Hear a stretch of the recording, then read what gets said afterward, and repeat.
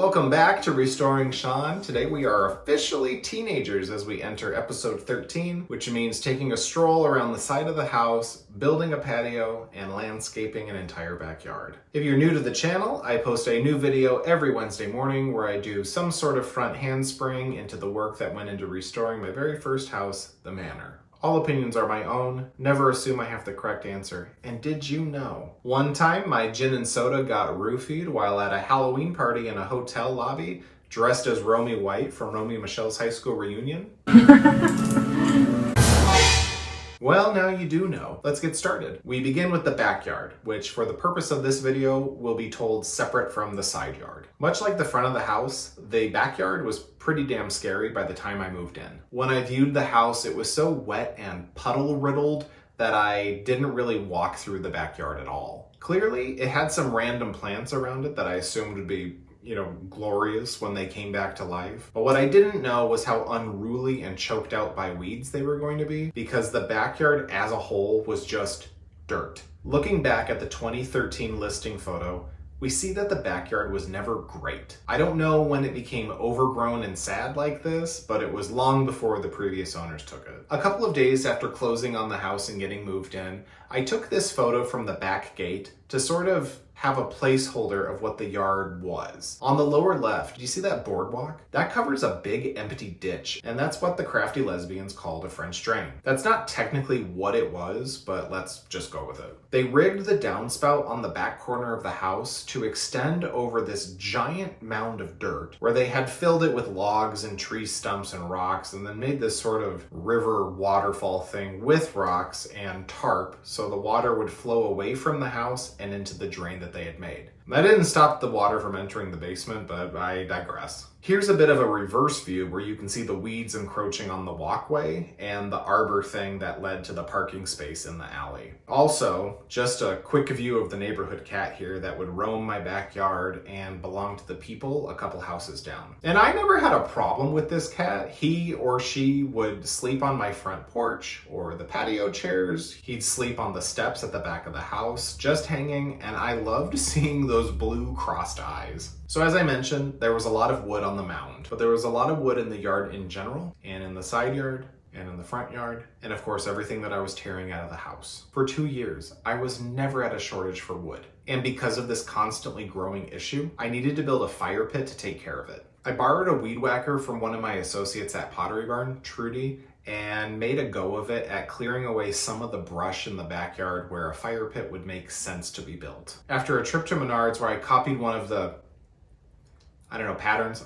I guess it's a pattern. One of the patterns for a fire pit. I was home and getting to work. I didn't have a level. I don't think I even owned a measuring tape. So I was just winging it. But the fire pit was wobbly and not great. But look at the face of excitement I had at accomplishing something like this. I've said it before and I'll say it again. Working outside sucks. It is the manualist of manual labors that there is. The humidity can be such a bitch depending on the weather. There's bugs and it's dirty, but it is so rewarding. And then you can start burning stuff. I burned anything and everything, from old trim pieces to cabinets to logs to wood from around the yard.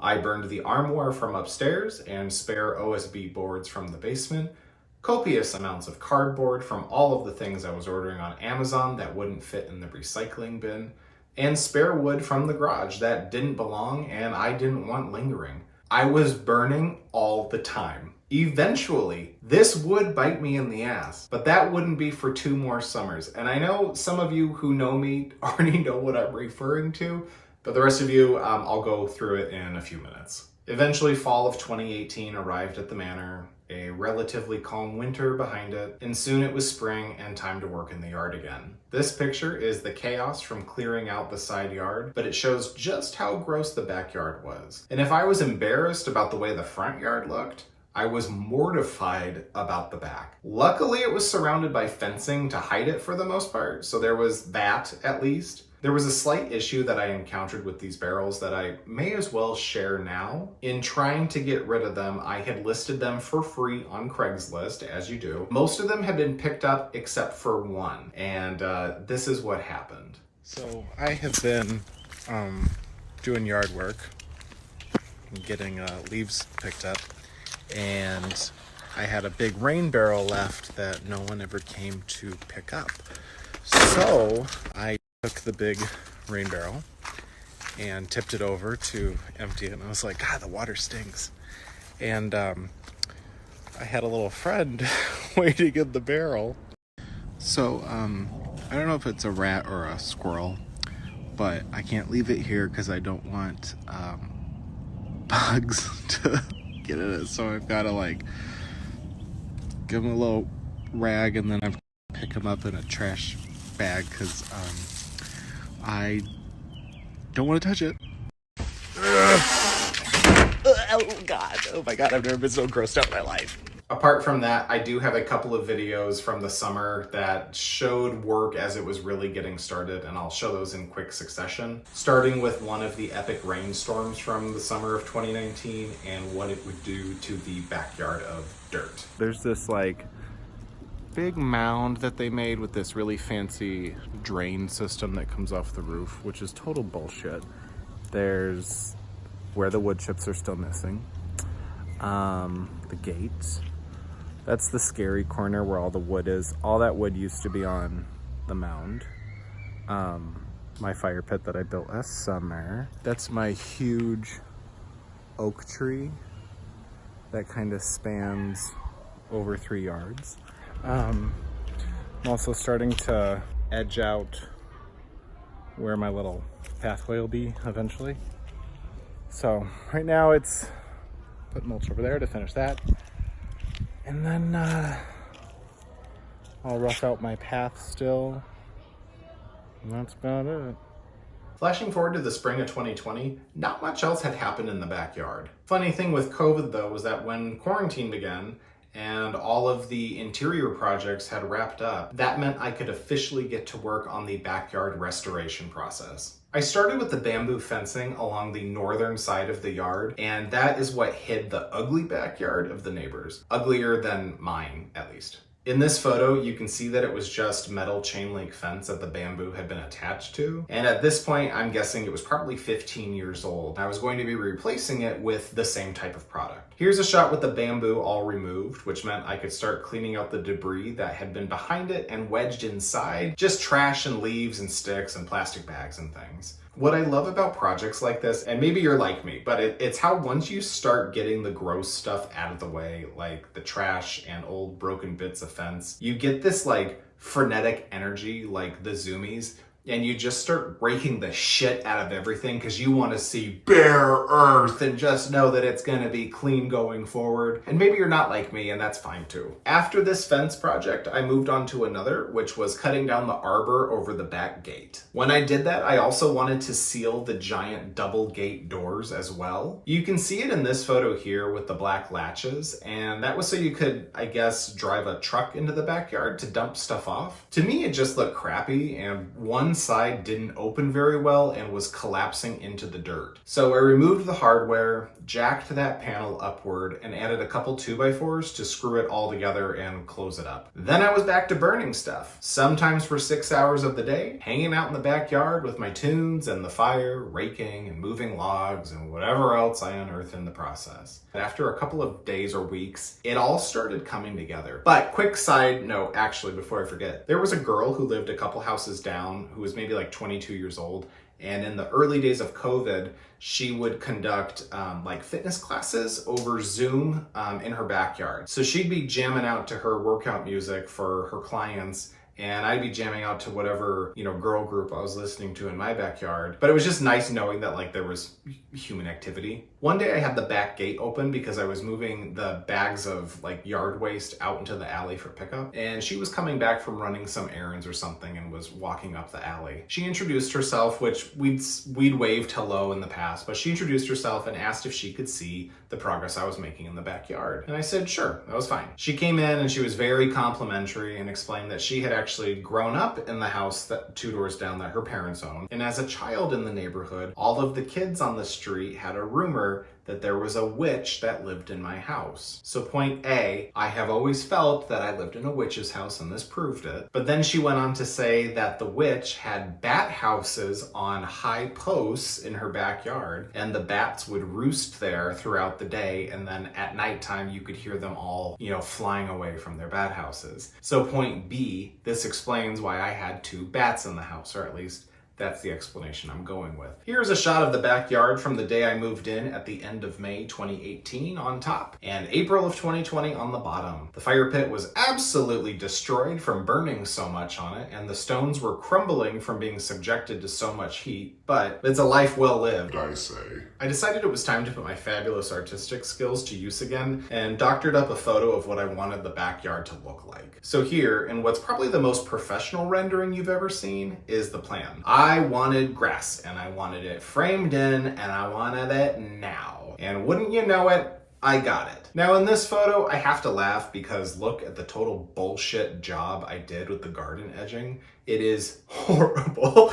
That clearly states you didn't even try. The only excuse I have is that I was doing this on my own, and with the backyard being just dirt for the better part of a decade, it was hard as rock. I didn't have the tools necessary to break the soil apart, so I just did this. That being said, it did look better when I had done it, but very shortly after putting it in, the roof got replaced, and the roofers kicked it out of the ground. And the moral of the story here is that it's not my fault. May turned to June and summer began, with my great big oak tree filling out so wonderfully.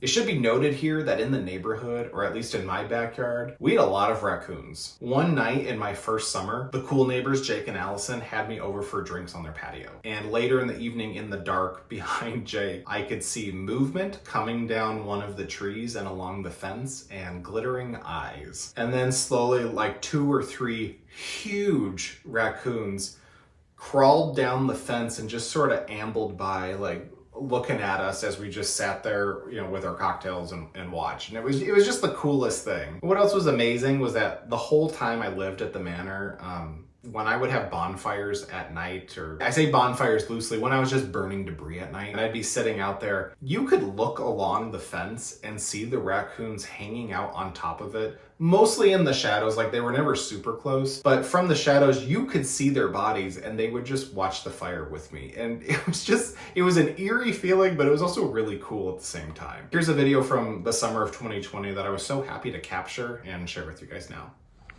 I've got some little raccoon friends, and there's proof that I've got them,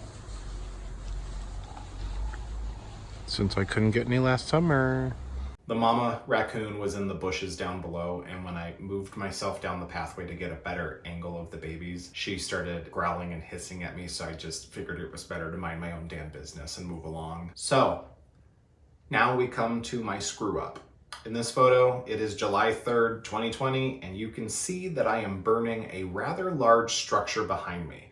And that was the old deck from the front of the house, which we're gonna see in next week's video. Because it was so big and because I didn't have the best tools, I decided the best option was to burn it as it was, which meant starting a bonfire and laying it over the fire so that it could burn away in sections. And when a section would be fully burned, I'd heave the thing over the fire more and just keep doing that. This is a fine idea in theory, and it is one that I have used several times since, instead of cutting things apart as I should. At the end of the first day, I'd only been able to burn half of the thing, and the fire had been out for a while, so I decided I was just gonna drag it off just in case it started on fire again in the middle of the night, and I couldn't watch it. I decided to drag it off, make sure that everything was good and out, and I leaned it on the fence because I wanted to save the grass. I didn't want the grass that was new at that point getting crushed underneath the weight of this thing. Because really it was still like 4 feet wide by 6 feet long. It was still a really big piece of deck. It was about 5 p.m. so I ordered a pizza, went and took a shower, came down and ate the pizza when I got there, drank a glass of wine, watched a movie, yada yada. At about 11 p.m. I decided it was time to go to bed.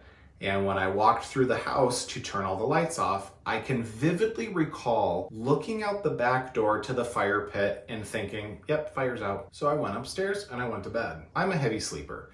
I do not wake up super easily, and we'll discuss this a little bit more in one of the October episodes, but for some reason, just after 3 a.m. that night, I woke up. I had my eyes shut still, and I remember thinking, is the sun up? Why is it so bright in here? And because my window faced west, I rarely closed the drapes at night because it was normally quite dark in my bedroom. But I opened my eyes and thought, does someone have a spotlight shining in my second-story window? And I get up to go and look out the window, and my fence was on fire. Wearing just my underwear, I practically levitated off the bed, hovered down the stairs, flew across the first floor, and was out the back door. I do not feel like my feet hit the ground at all. I was moving so fast. The hose was still there where I had left it because I always had the hose ready during bonfires just in case something got out of control and I could spray it down. An 8-foot wide section of the fence was ablaze, and I grabbed the hose and started spraying on it. And keep in mind, the flames were at least 12 feet above the ground. In between spraying it, I'm trying to drag the burning piece of deck away from the fence to stop that portion. Spraying that down, I'm spraying the fence. There's black charred water on my legs and chest. It's all over me. The branches of the tree above the fence were scorched, but somehow they were not on fire, but I'm spraying those down too. And just hyperventilating that someone was gonna see this. The only thing I can figure is that there was the tiniest of tiny embers on that piece of deck. And after leaning against the fence for, at that point, over 9 hours, the constant pressure had caused enough heat for it to combust. Had I not woken up, the fence would have continued burning to the right, where it connected directly to my garage, where my car was parked inside, and it would have continued burning to the left, where after a few feet, it turned and ran the whole length of the yard, with the neighbor's house just a couple feet away from it. All laughing aside, all jokes aside, this could have been a truly bad incident. I am still so incredibly thankful that something woke me up, that it was in the middle of the night, and that no one saw this happening, because I felt so stupid. You can see what the damage looked like in the morning, which was when people saw what happened and could only assume that I had done something stupid, which I had. The very next day, on the 5th, I went and bought everything that was necessary to rebuild the fence. And I was pissed too, because I had already painted this stretch of fence with the expensive Sherwin-Williams paint, and this meant I was gonna have to paint it again. Oh, life. Now we're actually gonna transition to the side yard, because I've got a few videos that finish up the backyard in total, and I wanna get that part taken care of first. So in the 2018 listing photo of the backyard area, you can see a few things in the side yard that I didn't even think twice about at the time. The red arbor arch thing felt very Asian inspired, which that's fine. But I think that was mostly because of the color and how fire engine red it was. There's the little footpath, which would eventually become the real pathway of pavers. And then off to the right, you can see stuff. So let's zoom in on that stuff. That stuff was a fun contraption the crafty lesbians left behind. First, they removed the gutter from the rooftop above. They built this lean-to looking thing, which was maybe 5 feet at its highest. So just imagine my 6'4" ass lumbering through it. They attached the gutter to the bottom of that roof, and then underneath all of that thatch, there were 5 giant barrels for collecting rainwater. When I found the listing photos from 2013, they showed the side yard looking very different. No arbor thing, no lattice, no rain barrels, and what appeared to be grass. Also, the fence on the right was the same bamboo as the opposite side of the yard where I replaced it. So that told me that the former owners installed the entire actual fence. Then there's this photo from move-in day. And it's really the only before photo I've got of the side yard, because a couple of months later, when it looked a million times worse than this, my mom and sister came out and helped me to tear all of that plant life right out. And on the right, those taller bushes are the raspberry bushes that had overtaken the side yard as well as the front yard. But as I said, a couple of months later and a lot of work put in, the side yard was mostly cleared. And I forgot there was a raised planter back there until literally just now. Nothing else really happened that summer. The yard was in a maintainable enough spot that I could just let it be and feel calm about doing so. I did take down that lean-to that led to the rain collection barrels, and without it, unknowingly increased the water that was coming into the basement on that side of the house. In this photo, taken in mid-March of 2019, you can see the white trash nature of my side yard. On the right, that's the gutter that would eventually be reattached to the roof. We've got the barrels that were all full of water and now ice. Also, do you see those massive chunks of ice? That was from an ice shove sliding off the roof of the house late at night, loud enough that it woke me up. One of my favorite things about this was my neighbors, the cool ones, sent me a video the next day that their security camera captured when the sound happened at night, and my favorite part of it is their cat popping up at the end of the video. When the weather turned, I was able to start moving and draining the barrels out, exposing the deck underneath and continuing to just clear everything away. I, for some reason, tore the outer casing off the arbor. Don't ask me why, I don't know.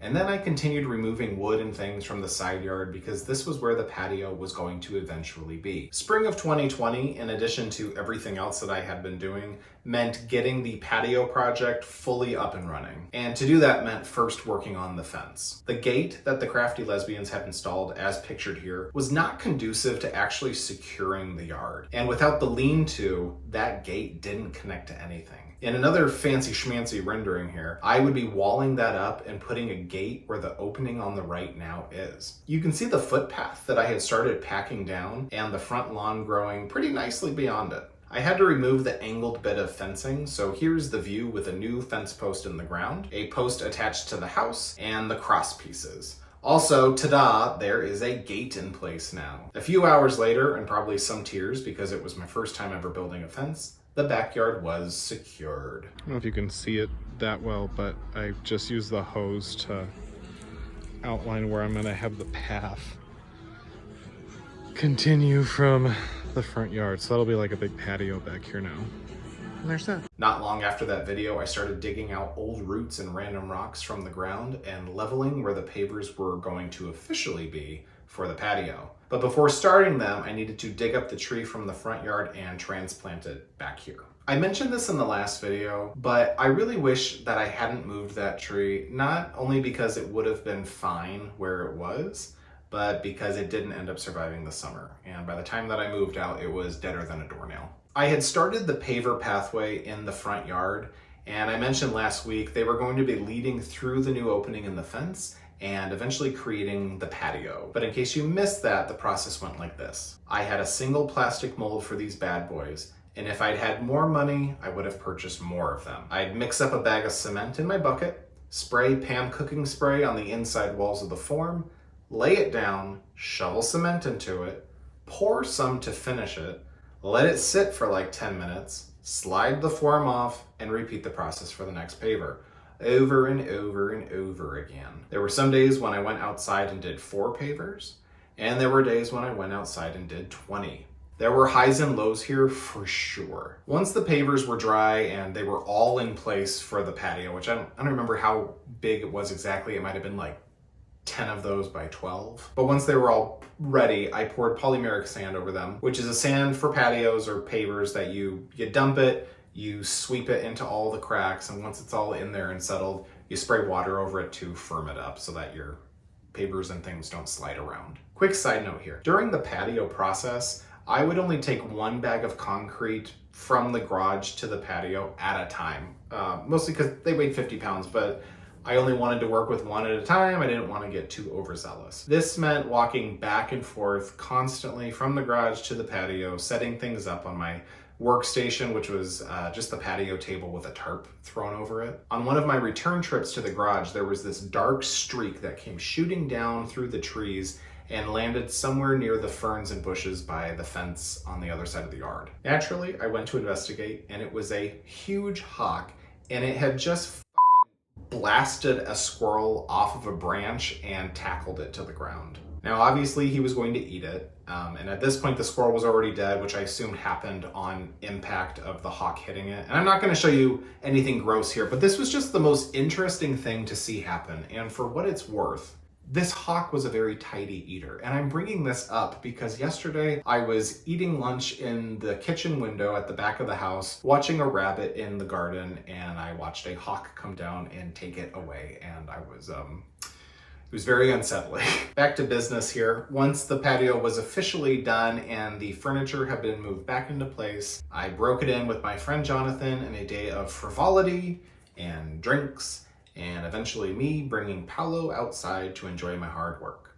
He also took a little stroll with me because who doesn't love a walking cat?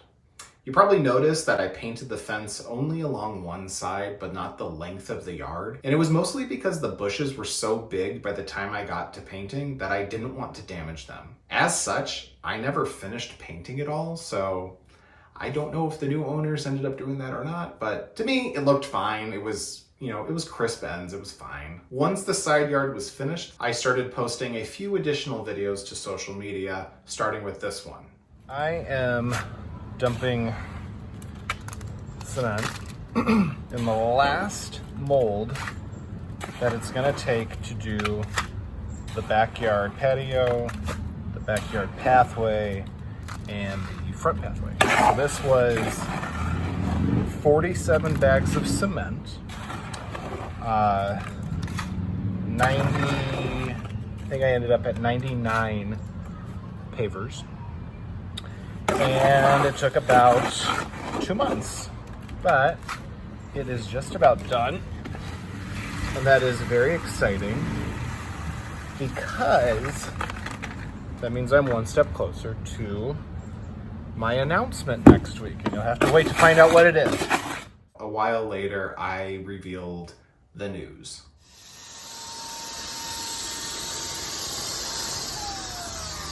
Okay, so the fence is done being sprayed. Can't tell that I ever burnt it down. And that means that it's time for my announcement, which is that yesterday I successfully passed my truth in housing inspection for the city of Minneapolis, which means that next week I'm gonna put my house on the market. So it's time to sell the Manor, and it's time for a new project that I'll take y'all along with me. Finally, we come to the listing photos for the backyard and the side yard.